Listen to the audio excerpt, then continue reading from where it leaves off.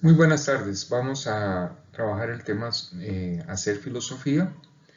Eh, Este es un tema que yo concibo dentro del estudio de la historia de la filosofía, fundamentalmente porque mucho del trabajo filosófico se hace con base en los registros anteriores que podemos encontrar en autores de siglos anteriores y que traemos al momento presente precisamente para debatir sus argumentos, para analizar las posibilidades conceptuales, para revisar los conceptos mismos, etc.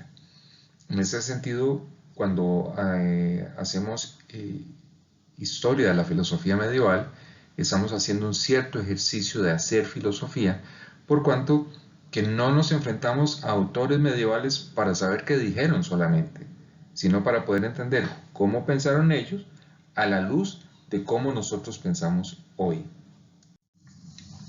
Primero nos vamos a hacer la pregunta, ¿qué es la filosofía? Lo primero que podemos pensar es que es un saber abierto, que toca una serie de temas que se caracterizan por estar como en las fronteras o en situaciones límites. También podríamos decir que la filosofía es pensar el pensamiento. No obstante, no podemos decir que solo la filosofía piensa el pensamiento.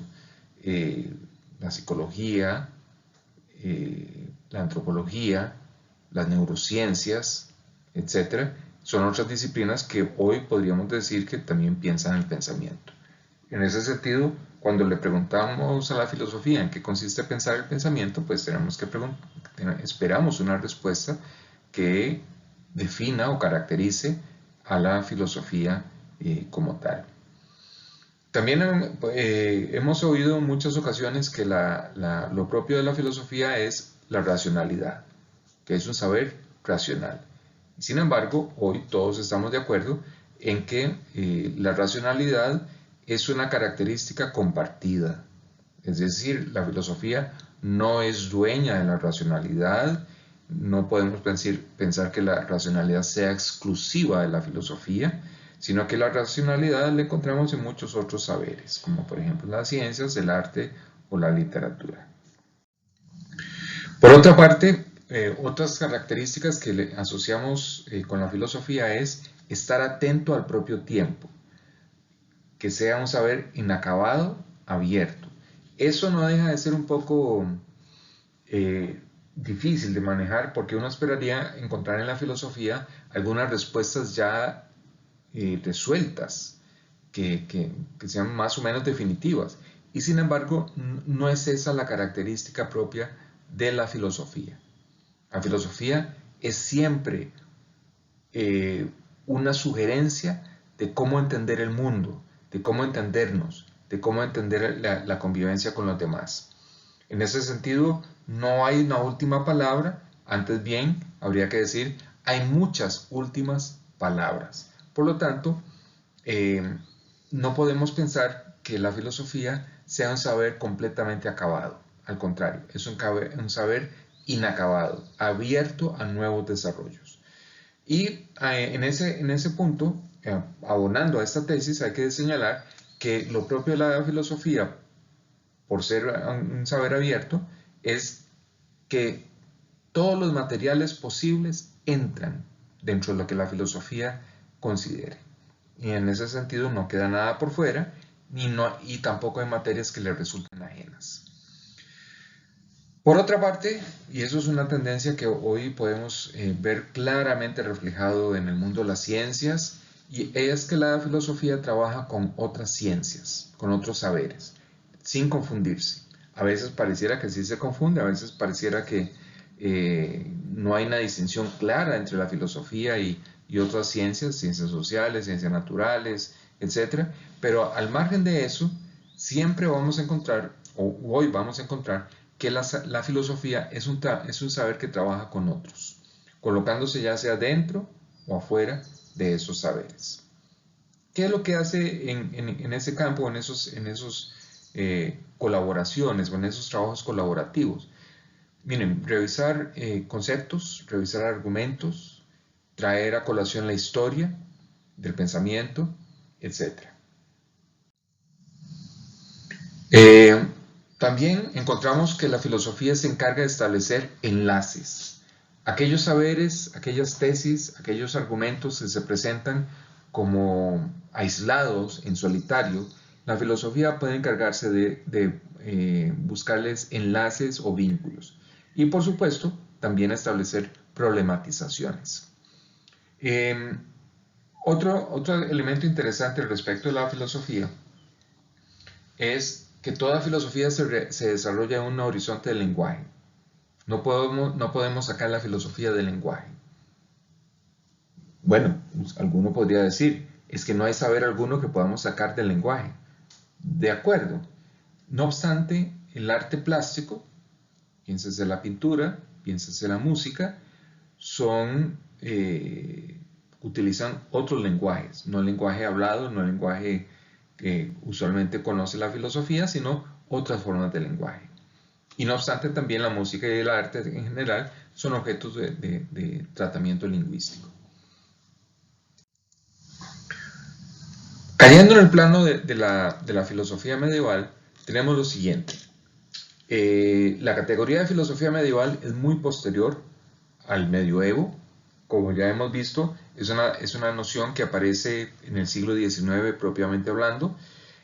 Carga un lastre interesante, un conflicto con las filosofías modernas. Hoy posiblemente haya que decir que ya la filosofía medieval no es vista a la luz de un conflicto con las filosofías imperantes en el momento.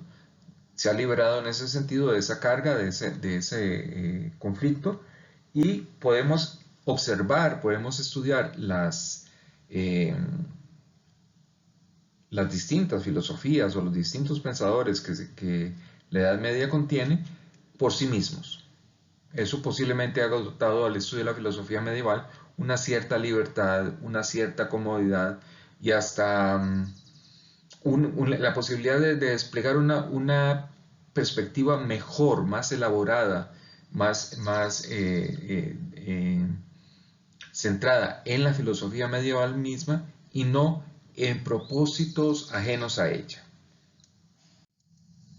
Por supuesto que hay que tener presente que el estudio de la filosofía medieval lamentablemente carga unos lastres que es necesario ir liberando, ir eliminando. Por ejemplo, la idea de que la filosofía medieval se asocie con filosofía cristiana, con filosofía de curas, con el pensamiento de la iglesia, posiblemente sean lastres que impiden una apreciación más fría, con una distancia más cómoda de lo que los autores medievales dijeron y por lo tanto una valoración un poco más objetiva o mejor pensada. Por otra parte, si queremos entender la filosofía medieval, si hay filosofía medieval, posiblemente la ruta que debamos seguir es preguntarnos por su presencia. No solamente se trata de responder si hay o no filosofía medieval, se trata de ver cómo se averigua si hay filosofía medieval. Y la mejor estrategia sería considerar la presencia de la filosofía en el pensamiento medieval. Como ya se ha dicho, el pensamiento de los autores medievales es fundamentalmente teología. Y entonces lo que quedaría pensar es, si lo que leemos de un autor medieval es un tratado teológico, sea el que sea y sobre cualquier materia, entonces, ¿dónde encontramos la filosofía? ¿O cómo se la encuentra? Eso ha obligado, por supuesto, a hacer un trabajo muy detallado de interpretación, de análisis de los textos medievales, para precisamente identificar o reconocer la filosofía presente en ellos. Tenemos una pista que nos asegura que la tarea puede ser muy acertada, y es que la filosofía es concebida como un saber auxiliar de la teología. Muy bien, si eso es así, entonces vamos a pensar que al leer un texto de teología vamos a encontrar la presencia de la filosofía, aunque sea sirviendo como instrumento para el quehacer teológico, pero lo vamos a encontrar. Eso implica, por un lado, que el autor medieval emplea nociones, argumentos tomados de la filosofía para propósitos teológicos. Quedémonos nada más con la idea de el empleo de recursos filosóficos o tomados de la filosofía y dejemos de lado un poco el quehacer teológico. Ya el solo hecho de que un autor emplee categorías como la sustancia de los 9 accidentes señalados por Aristóteles es suficiente para pensar de que hay un empleo de la filosofía, de que hay algo de filosofía presente en los autores que leamos, al margen de cuán filosófico puede ser ese empleo o al margen de cuánta filosofía se desarrolla. Por lo menos el hecho de que podamos destacar que hay filosofía presente en los textos medievales ya es un aliciente para saber de que su empleo significó que los autores medievales conocían la filosofía, poca o mucha, y la sabían emplear. Es decir, tuvieron que hacer filosofía para poder usarla en el quehacer teológico. Por otra parte, los rasgos de esa filosofía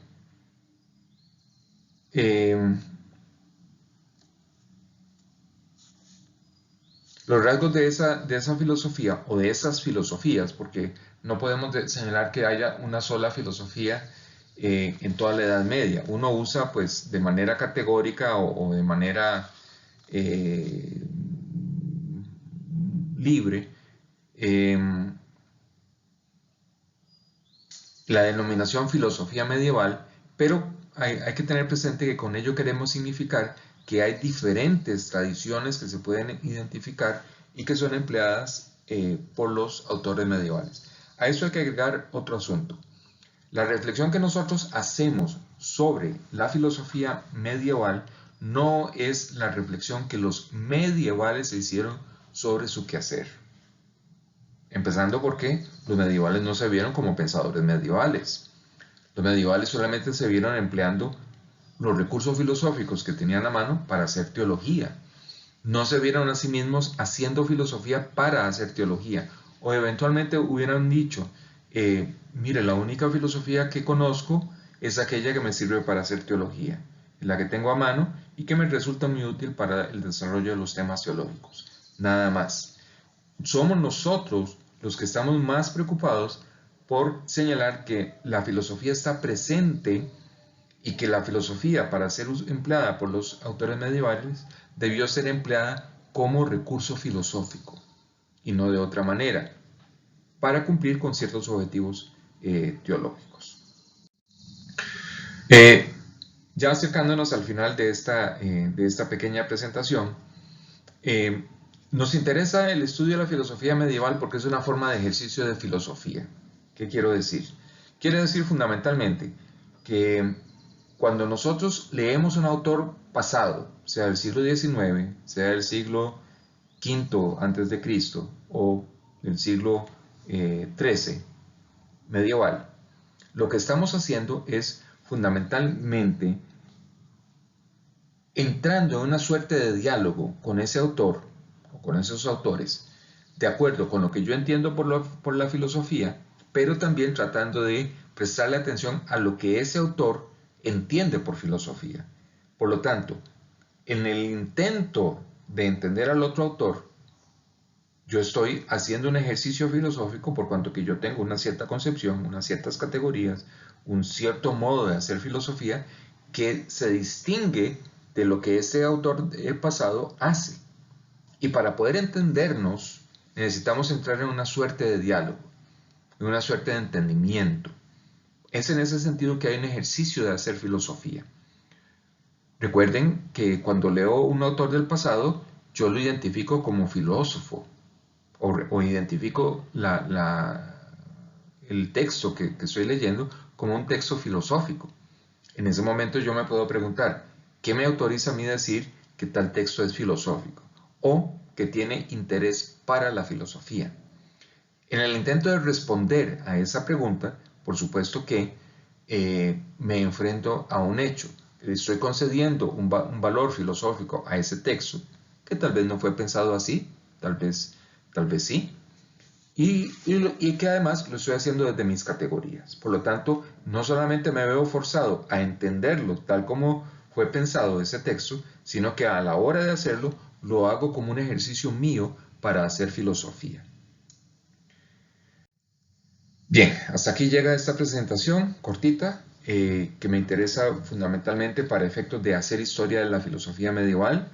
No podemos olvidar que hacemos el estudio de la filosofía medieval desde la filosofía, es decir, solo desde la filosofía se justifica que haya un estudio de la filosofía medieval, solo desde la filosofía se justifica que haya un objeto de estudio llamado filosofía medieval y que el tratamiento que le damos es un tratamiento filosófico.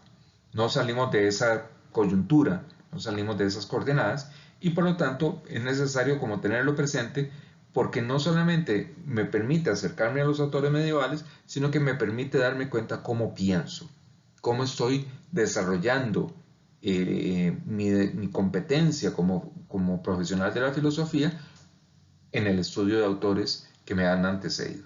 Muy bien, hasta aquí llega esta presentación. Les agradezco muchísimo su atención.